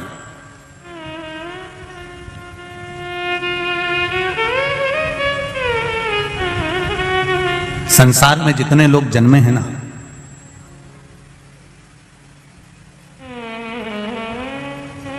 संसार में जितने लोगों का जन्म हुआ है ना, कोई साधारण नहीं, सब भगवान की कृपा से जन्मे हैं, सब भगवान की करुणा से जन्मे। बस थोड़ा सा तालमेल मिलाने की जरूरत है। इतने चतुर चतुर लोग संसार में हैं, इतने विद्वान विद्वान लोग संसार में हैं, उसके बाद भी भूल कर जाते हैं परिवार में रहकर। पांव में जब चप्पल पहनते हैं तो दोनों चप्पल का नंबर एक ही रखते हैं, दोनों चप्पल का नंबर एक ही रखा। 8 नंबर की चप्पल आती है तो इस पांव में भी 8 नंबर पहनेंगे, इस पांव में भी, बोलते जाओ जरा, 8 नंबर पहनेंगे। हो सकता है तुम्हारे बड़ोदरा में ऐसा होता हो कि इसमें 9 नंबर, इसमें 8 नंबर, तो बात दूसरी। पर हमारे यहाँ तो नहीं होता। हमारे यहाँ तो अगर 7 नंबर की चप्पल है तो दोनों 7 नंबर की है, 8 नंबर की है तो दोनों 8 नंबर की है, 9 नंबर की है तो दोनों 9 नंबर की है। और अगर एक चप्पल दूसरे नंबर की पहनकर चल लो तो बहुत लंबा चल सकते हो क्या? एक 8 नंबर की पहन लो और एक 9 नंबर की पहन लो और तुमसे कोई कह दे जाओ जरा यहां से वहां तक चले जाओ, चल सकोगे? नहीं, या तो चप्पल काट लेगी या फिर चलने में तकलीफ आएगी, पांव दुखेगा, कुछ ना कुछ प्रॉब्लम खड़ी हो जाएगी। अब इतनी विद्वत्ता सब में है कि चप्पल एक ही नंबर की होना चाहिए। अगर एक चप्पल 8 नंबर की और एक 9 नंबर की है तो बहुत लंबा नहीं चल सकते। उसी तरह परिवार में रह रहे हो, घर में रह रहे हो, तो निवेदन है पति पत्नी जब दोनों साथ रहें, भाई भाई जब साथ रहें, देवरानी जेठानी जब साथ रहे, सास ससुर जब साथ में रहें, बहुएं अपने परिवार के साथ में रहे, तो निवेदन है जैसे चप्पल 1 नंबर की होती है, जब आप अपना मायका छोड़कर ससुराल में आ जाओ, आप कौन से नंबर की चप्पल रखते हो, कितना क्रोध रखते हो, कितना वाणी में क्या रखते हो, उससे कोई मतलब नहीं होना चाहिए। अब ससुराल में आ गए हो तो चप्पल का एडजस्टमेंट कर कर चलना, अर्थात अपने को उनके नंबर से मिलकर चलना पड़ेगा, तब जाकर लंबा चल सकते हो। अगर इससे मिलकर नहीं चले तो थोड़ा जाने के बाद में अदालत पहुंच जाओ। आज के जमाने में सबसे ज्यादा अगर विडंबना है तो ये विडंबना सबसे बड़ी खड़ी होती है, थोड़े दिन तक संबंध रहता है, थोड़े दिन के बाद अदालत में पहुंच जाता है। बड़ा दुख होता है कि पिताजी ने 25 लाख 50 लाख खर्च करा, 40 लाख खर्च करा, 10 लाख खर्च करा, पिताजी ने बेटी के विवाह में खर्च करा, उधर बेटे के विवाह में खर्च करा, दोनों का नंबर नहीं मिल पाया, बहुत लंबा नहीं चल पाया, बहुत लंबा नहीं चल पाया।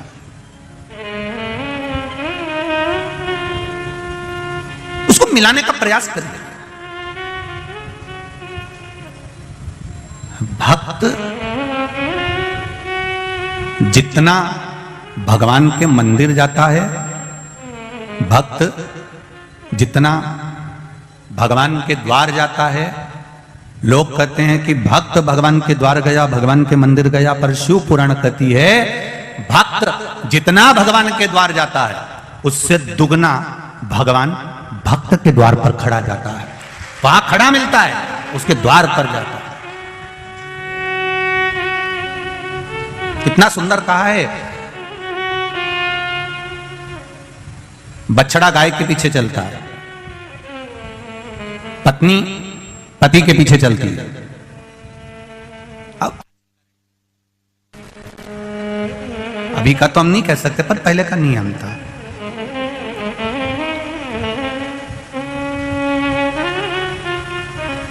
पहले का एक बहुत नियम था कि पत्नी पति के पीछे, एक हमने पहले भागवत जी में एक लीला श्रवण करी थी भगवान कृष्ण की, कि एक गोपी भगवान को बहुत बहुत घर जा जाके रोज चोरी का इल्जाम लगाती थी, रोज प्रतिदिन रोज चोरी का इल्जाम लगाए। यशोदा जी ने भी कह दिया, जिस दिन तुम मेरे लाला को पकड़ कर बता दोगी ना, उस दिन गारंटी है मेरी, मेरा बेटा चोर नहीं हो सकता।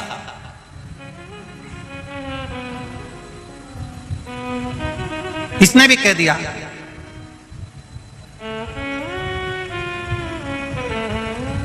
अगर मैंने भी तेरे बेटे को, तेरी औलाद को अगर पकड़ कर नहीं बताया तो मेरा नाम भी कमला बई नहीं।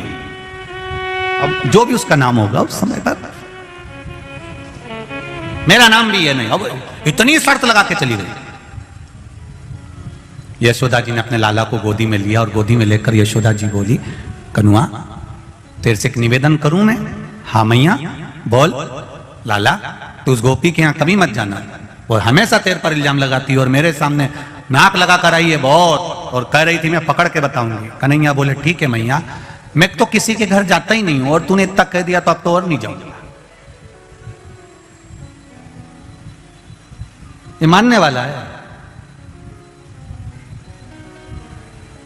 सबसे पहले उसी गोपी के घर गया, सबको लेके गए। अब गोपी भी इतनी समझदार थी, इतनी चतुर थी कि उसने आज लाला को पकड़ने के लिए मटकी के नीचे घंटी लगा दी थी। नीचे लगा मनसुखा, श्रीदामा, मधुसूदन, फिर दाऊ, फिर ऊपर चढ़े कन्हैया।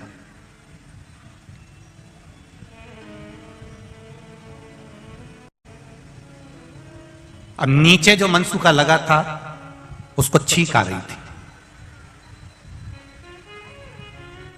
अब उसके हाथ जो थे वो घुटने पे थे। अब वो अगर हाथ हटाता और नाक पकड़ लेता तो छींक नहीं आती, परंतु वो हाथ घुटने पे थे और सबसे नीचे वो ही था और उसको आ रही छींक, और ये कन्हैया सबसे ऊपर। अब इसने मटकी को तो पकड़ लिया और घंटी को भी पकड़ लिया। इसको मालूम है घंटी बजेगी, तो उसने घंटी को भी पकड़ लिया। इतनी देर में जो नीचे था मनसुखा, वो छींक दिया और छींका तो ये सब धड़ धड़ धड़ धड़ नीचे। अब ये सब तो नीचे आ गए, वो अकेला टंगा है। अब उसका एक हाथ नीचे आ गया कन्हैया का और घंटी टन टन बोलना चालू करी। सब भग गए, अकेला टंगा ऊपर, अकेला। अब वही काकी आ गई, वही गोपी, और आते से ही बोली, आज पकड़ाया बेटा, तेरी मां खूब नाक लगाए, मेरा बेटा चोरी नहीं करता। अब देख, अब उतर तू नीचे, जल्दी उतर। काकी कैसे उतरू? काकी बोली जैसा चढ़ा था। कन्हैया बोले चढ़ते समय तो और भी नीचे लगे थे। अरे नीचे उतर जा। नहीं नहीं उतरू काकी, मेरे से ऐसे उतरते नहीं। अरे कूद जा, लग जाएगी, मैं नहीं उतरू। एक काम करना काकी, तू मेरे नीचे लग जा। काकी ने कहा मैं नीचे लगूंगी तो मुझ पे पांव रखेगा तो क्या हुआ? काकी बोली मेरी उम्र देख रही है? काकी बोली मेरी उम्र तो देख, 72 साल की मेरी उम्र है। इतने में कन्हैया बोला चुगली करने में उम्र नहीं देखती। काकी ने बोला मैं लग जाती हूं तो धीरे से उतरना हो, देख मेरा बुढ़ापे का ध्यान रखना हो। अब कन्हैया ने काकी के कंधे पर पांव रखा, मटकी को पकड़ा। अब कन्हैया एक पांव इधर करे, एक पांव इधर करे, फिर इधर करे, फिर इधर करे। काकी यूं यूं होए तो इतने में काकी चिल्लाई क्या कर रहा है, उतरता क्यों नहीं है? कन्हैया बोला काकी ऐसा लग रहा हो जैसे सावन के महीने में हिंडोला झूल रहा। काकी बोली आग लगे तेरे हिंडोले को, नीचे उतर। तब कन्हैया ने छोटी मोटी पकड़ के नीचे उतरा और काकी ने उसको पांव में दमोच लिया। अब काकी तो कंगा कर रही थी, बाल बार रही थी, पूरा बाल खुला हुआ था उसका, और इसने कन्हैया को पांव में दमोच लिया। और जल्दी से काकी ने कहा आज पकड़ाई में आया है, तेरी मैया खूब नाक लगाती थी मेरा बेटा चोरी नहीं करता, चोरी नहीं करता, आज दिखाऊंगी तेरे को ले जाके, तू चल तो सही। और कन्हैया को पांव में दमोच लिया काकी ने और जल्दी से चोटी करने लगी। अब चोटी करने में समय लगता है, अब चोटी करने में समय लगे तो उसने क्या करा, फिर चोटी नहीं करी। फिर जैसे गुजरात की मेरी बहनों क्या करती है,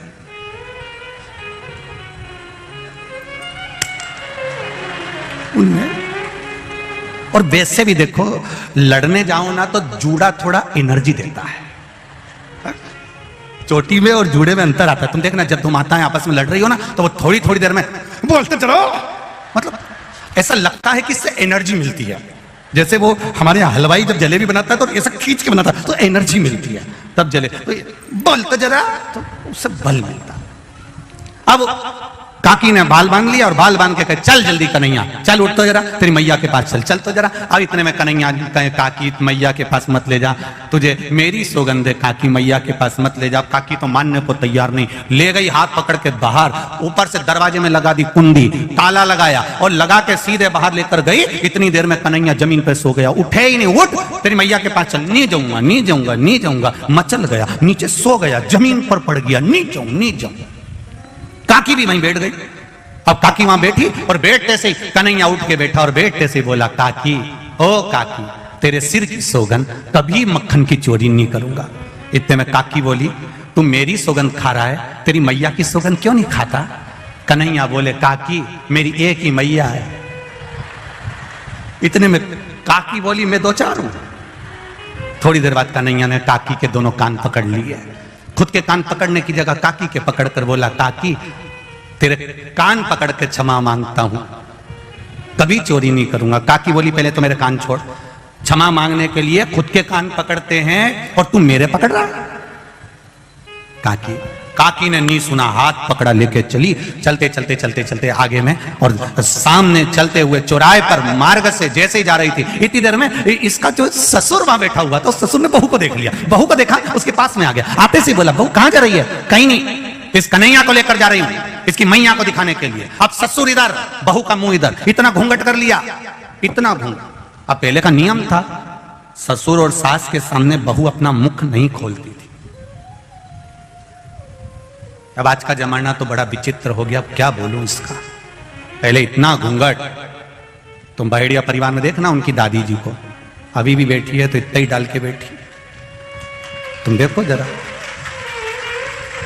आप देखोगे तो माताओं को देखिए उनके भेड़िया परिवार की, इतना इतना घूंघट तो आज भी लेकर बैठी हुई है। अब पहले का जमाना था इतना पल्लू लेकर बैठते थे, पहले का जमाने में इतना चलता था, फिर धीरे धीरे इतना आया, फिर इतना, फिर इतना, फिर अब तो देखते रह जाओगे मिल रहा। अब वो इतना पल्लू इतना हो गया। अब तो बहुएं भी 2 बार इतना पल्लू करती हैं, जब शादी कर कर आती हैं तब इतना पल्लू करती हैं क्योंकि मुंह दिखाई होती है तो सोने की रकम मिलती है। और बहुएं दूसरी बार इतना पल्लू जब करती है कि जब घर में कोई बुढ़ा बुढ़ी डोकरा डोकरी मरता है, कोई बुजुर्ग मरता है, तब इतना पल्लू करती है क्योंकि आंख में आंसू तो एक भी नहीं आते, बस घूंघट रख के डिजाइन में चिल्लाती रहती है, आंख में आंसू तो आता नहीं। अब इधर ससुर खड़ा, इधर बहू ने मुंह कर लिया, कन्हैया का हाथ पकड़िए और हाथ पकड़ कर लेकर जा रही, इसकी मैया को दिखाने जा रहे हैं। इतने में कन्हैया ने कहा मैया काकी बहुत प्यास लग रही है, पानी पियान दे। ससुर ने कहा बेटा छोटा सा बच्चा है, पानी पियान दे। जो कन्हैया का हाथ छोड़ा पानी पीने के लिए ससुर के कहने पर, जल्दी आ। कन्हैया जैसे ही आया उसने कहा काकी चल। काकी बोली हाथ पकड़ा, इन्हें लो ना ससुरा जी का पकड़ा दो, ले। अब ससुर का हाथ पकड़कर काकी जो चल जाए, और ससुर को काटे खून नहीं, भरे चौराहे पर, भरे चौपाल पर बहू ने मेरा हाथ पकड़ लिया। गुस्से में लाल हो गया ससुर, बोला कुछ नहीं। किसी किसी को 2 तरह का गुस्सा आता है। एक गुस्से में व्यक्ति बड़बड़ करके बोल देता, गाली दे देता, अपशब्द कर देता, कुछ भी कह देता। दूसरे गुस्से में व्यक्ति कुछ कहता नहीं, अंदर ही अंदर बस घुड़राता रहता। ससुरे को वही गुस्सा आया था और कन्हैया ने कह दिया चल काकी, और ये बुढ़े का हाथ पकड़कर चली और चलते से बोली क्यों रे तेरा हाथ इतना जाड़ा कैसे हो गया? इतने में कन्हैया बोला पानी पिया ना इसलिए जाड़ा हो गया, और लेके चली। और जैसे ही यशोदा जी के यहाँ दरवाजे पर पहुंची, ससुर तो गुस्से में लाल था, कन्हैया अंदर पहुंच गया खिड़की में से। इसने दरवाजा बजाया, यशोदा ओ यशोदा, यशोदा ओ यशोदा। यशोदा जी निकल कर आई। जो ससुर जी को देखा तो यशोदा जी ने मैं पल्लू कर लिया कि घर का गांव का बुजुर्ग है। यशोदा जी ने पल्लू करा और गांव के बुजुर्ग को देखकर जैसे ही पल्लू करा तो यशोदा जी ने पूछा क्या बात है गोपी? गोपी बोली देख मैं तेरे कन्हैया को पकड़ कर लाई हूं, दे 2-4 धक्के। इतने में ससुर जी ने सोचा बता मेरी बहू मुझे कुटवा रही है, रुक जा। इतने में यशोदा जी ने पल्लू लेकर कहारी, अरे पलट के तो देख ले कौन को पकड़ के लाई है। इतने में सखी बोली तू मारे कि मैं मारूं? ससुर ने कहा मेरी बहू मुझे मारेगी। आज देखो ही सरी। ससुर खड़ा और इतने में यशोदा जी बोली पीछे पलट तो सरी। जो यशोदा जी ने कहा और सखी ने पलट कर देखा तो ससुर को देखकर रो पड़ी, पिताजी तुम कहां से आ गए? इतने में मैं तो कन्हैया को पकड़ कर लाई थी। ससुर जी ने कहा तू घरे तो चल, तुझे बच्चे में और बुढ़े में अंतर नहीं टिके, तू घरे आ, घर आ। इतने में कन्हैया अंदर से आंख मलता मलता आया, मैया क्या हो गया? इतने में यशोदा जी बोली ये गोपी तो पागल हो गई। यशोदा जी अंदर गई, कन्हैया बाहर निकल के ठोड़ी पे हाथ रखकर बोला कैसी है? जो कन्हैया ने कहा, इतने में तो गोपी बोली तू रुक जा रही, एक बार अब की बार पकड़ाई में आ गया ना, पुदीना की चटनी नहीं बनाई, ऐसी तेरी चटनी नहीं बनाई तो मेरा नाम गोपी नहीं। इतने में कन्हैया बोला पहले घरे जा, घरे तेरा खसम तेरी ऐसी चटनी बनाएगा, तेरा पति तेरी चटनी बनाएगा, तू जा। और ये गोपी घर गई। ससुर जी रात को बैठे हुए थे, गोपी ने कहा उनसे मत कहना। ससुर जी ने कहा जाओ अपने कमरे में। रात को ससुर जग रहा, पति आ गया इसका। पति ने पूछा पिताजी आज आपको नींद नहीं आ रही? बाबूजी, दाई जी आज आपको नींद नहीं आ रही? भाऊ आप आज नींद नहीं आ रही? इतने में ससुर जी ने कहा जिस घर में ऐसी बहू हो कौन ससुरे को नींद आएगी, बता तू क्या हुआ? रास्ते में से मेरा हाथ पकड़ कर यशोदा जी क्या ले गई और क्या क्या मारो, और क्या क्या मैं कन्हैया को पकड़ के लाई थी। इतने बुढ़े में इसको कन्हैया दिख रहा। इतने में बेटे ने तुरंत अपने पिताजी से कहा पिताजी ये देखो। पिताजी बोले बेटा ये क्या हो गया? पिताजी रात को पानी पीने उठा था, इसने डंडा उठा के मेरे को जो दिया धर के। मैंने पूछा किसको मार रही? तो क्या कन्हैया को मार रही? बता, इसको पति में कन्हैया दिखे पिताजी, इसको ससुर में कन्हैया दिखे, इसको हो क्या? ससुर ने कहा बेटा मुझे लग रहा है इसको कोई हवा मवा लग गई, अब वो निकलेगी कैसे? तो उन्होंने कहा एक काम करो, वृंदावन जाते हैं तो वहां पर एक बाबा बैठा है काली कामल ओढ़ के, उसको लेकर आ जा। इतने में कन्हैया जी के पास में मनसुखा ने जाकर कह दिया वो गोपी का पति जा रहा है बाबा जी को लेने। कन्हैया ने माखन की मटकी उठाई, बाबा जी को दे दी, बाबा की काली कामल ओढ़कर कन्हैया बैठ गया। इतने में इसका पति आकर बोला बाबा मेरी पत्नी को कोई हवा धर गई, बाबा उसको सही कर दो बाबा। बाबा ने कहा चलो। आगे आगे इसका पति, पीछे पीछे बाबा, काली कमल ओढ़कर कन्हैया गए। और जो पहुंचे इतने में कन्हैया ने कह दिया ससुर भी दूर रहो, पति भी दूर रहो, पहले मुझे देख के आन दो कि कौन को हवा लगी है। कि वो बैठी है दरवाजे पे बैठी थी। कन्हैया काली कमल ओढ़कर जो गए और ओढ़कर जाकर कम्बल हटाकर बोले काकी कैसी? काकी बोली कन्हैया आ गया। अब जैसे ही बोली कन्हैया आ गया, इतने में तो ससुर और पति दोनों चिल्ला के बोले बस बाबा हवा ये लगी है। हर एक में कन्हैया दिख रहा है। अब बताओ तुम में भी कन्हैया दिख रहा है, बाबा इसको कन्हैया दिखना बंद हो जाए, ऐसी कृपा कर दो। इतने में भगवान ने कहा तुम चिंता मत करो, इसको दरवाजा लगाने का बहुत शौक है, इसको अंदर खटिया से बांध दो। कमरे में खटिया से बांधा, 5 किलो मिर्ची लाओ, एक तगाड़ी कंडा जला के लाओ, लकड़ी जला के लाओ, अंदर रखो। 5 किलो मिर्ची झोंक के दरवाजा लगा के बाहर बैठ गया। थोड़ी देर बाद अंदर गया, सबसे कह दिया अंदर मत आना। अंदर जाके पूछे काकी कैसी? काकी क्या अच्छी? तो रुक तो सही। पति आकर बोले बाबा थोड़ा ठीक है। कन्हैया ने काकी से पूछा अब चुगली करेगी? मेरी मैया के पास जाके कुछ बोलेगी? इतने में ससुर ने कहा बाबा इससे पूछो कहीं कन्हैया तो नहीं दिख रहा है। इतने में खड़े हो जाओ। कन्हैया ने पूछा ये कौन है? महाराज ससुरा जी। ये कौन है? महारा पति देवता। मैं कौन हूं? कन्हैया। इतने में ससुर ने कहा बाबा 2 भूतनी तो निकल गई, एक बच्ची है, 5 किलो और झोंक दो तुम तो, और झोंको 5 किलो। और उन्हें ली ने 5 किलो मिर्ची और झोंक दी। ले अब की बार कन्हैया ने पूछा ये कौन? महाराज ससुरा। ये कौन? महारा पति देवता। आज जो बोले ये मैं कौन? बाबा। बाबा तुम्हें कहीं कन्हैया दिख रहा है? बिल्कुल नहीं दिख रहा, बिल्कुल।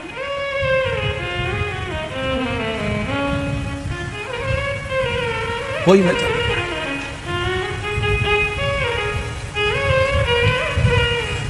हृदय चित्त से कथा करे। भगवान को पाने का एक तरीका, गोपियों के रोम रोम में श्याम है, हनुमान जी के रोम रोम में राम है, और जल चढ़ाने वाले के गोपियों को भगवान के प्राप्त करने का तरीका बदलना पड़ा। हनुमान जी महाराज पहली बार राम जी से मिले तो उन्होंने भगवान को प्राप्त करने का तरीका बदल लिया। संत ब्राह्मण का रूप रखकर राम जी के पास जाकर परीक्षा ले लेते, तरीका बदला। भगवान को पाने का भी तरीका बदल गया।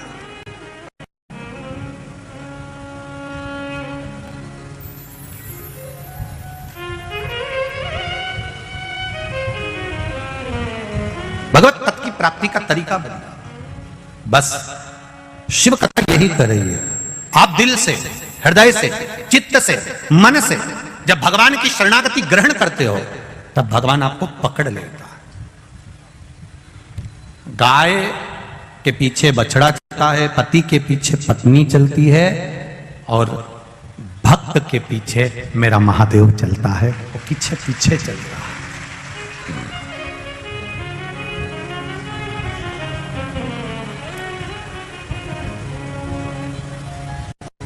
भक्त के पीछे भगवान चल रहा है। और जब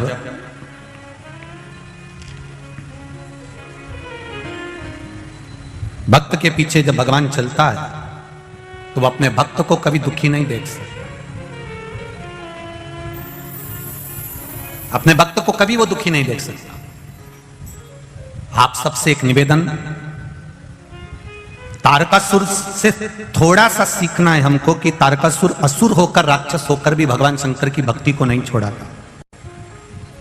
जीवन में तकलीफें आती हैं, कष्ट आता है, रोग आता है, बीमारी आती है, तकलीफ आती है। कभी ये विचार मत करना कि भगवान ने मेरा साथ छोड़ दिया। कई लोग कहते हैं कि कोई मर गया तो लोग भगवान को छोड़ देते हैं, भगवान को भजना छोड़ देते हैं, पूजन छोड़ देते हैं। नहीं नहीं, लोग कहते हैं क्या भगवान की दृष्टि हमारी ओर नहीं है? लोग कहते हैं क्या भगवान हमको नहीं देखता? इतना दुनिया भर का दुख हमको मिला है,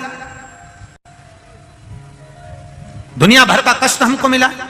ऐसा नहीं है, भगवान देखता है, पर भगवान कहता है कि जो दुख, जो तकलीफ, जो कष्ट है वो हमारे कर्म के अनुसार है, और उस कर्म का भोग हमको भोगना ही पड़ता है। मांगने की जरूरत नहीं है, आपको वो दे देगा। आपके हृदय में क्या है वो जानता है। अभी इंदौर की कथा किस किसने सुनी थी? टीवी पर हाथ उठाओ जरा, जिसने सुनी। सबने सुनी है? धरो धरो, वापिस धरो।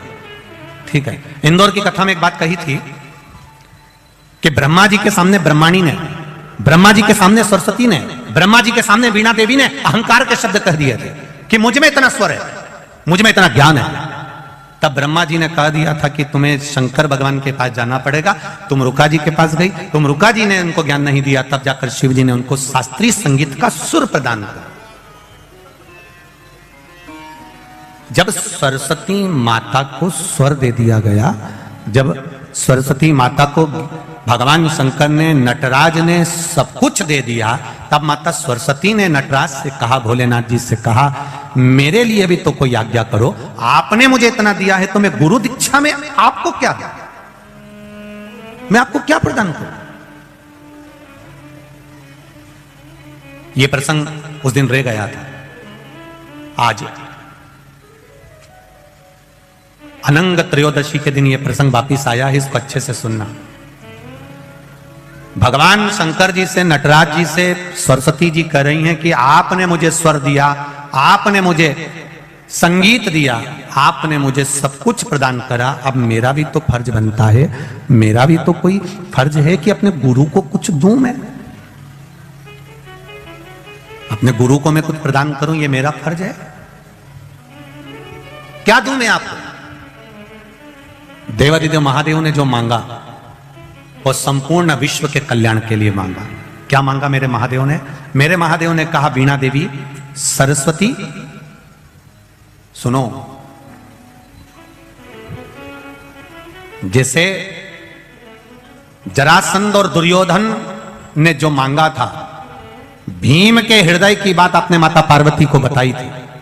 बस मेरे शिवालय में, मेरे मंदिर में, मेरे देवालय में कोई जल चढ़ाने आए या बेलपत्र चढ़ाने आए या भूल से भी मेरी देहली पर चढ़ जाए, उसके मन में क्या चल रहा है आप तुरंत बस नंदी से जाकर कह देना, नंदी मुझे बता देगा। मैं शाम को प्रदोष काल भगवान शंकर की चौखट पर, पार्वती मैया अंदर है, नंदी के पास में माता लक्ष्मी विराजमान है, वीणा देवी भगवान शंकर की चौखट के बाहर शिष्य गुरु के द्वार पर है।